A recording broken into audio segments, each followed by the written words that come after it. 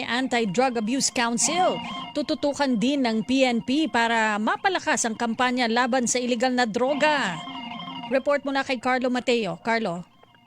Palalakasin pa ng pambansang pulisya ang koordinasyon sa mga city at barangay Anti-Drug Abuse Council sa buong bansa. Ito'y bilang tugon ng PNP sa naging pahayag ni Pangulong Ferdinand Bongbong Marcos Jr. sa kanyang podcast na mag-focus at palakasin ang kampanya laban sa street selling o mga illegal na pagbebenta ng droga sa mga kalye maliban sa pagtugi sa mga big-time drug traffickers.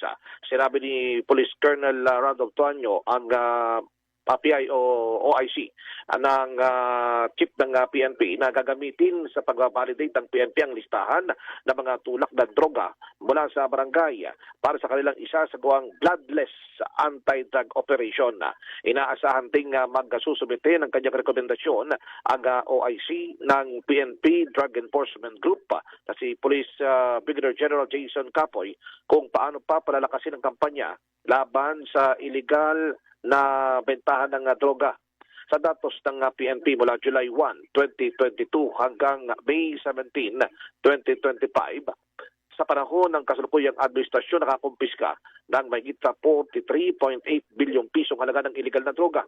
Habang mula July 1, 2016 hanggang May 17, 2019, na panahon ng dating administrasyon ay umabot sa 14.3 bilyong piso ang nakumpiska. Ay kay Colonel Tuanyo, di hamak lamang na halos mas malaki ng 29.5 billion pesos ang nakumpiskang droga ng kasalukuyang Administrasyong Marcos. Ako si Carlo Mateo ng GMA Super Radio, DCWB Patato. Maraming salamat, Carlo Mateo.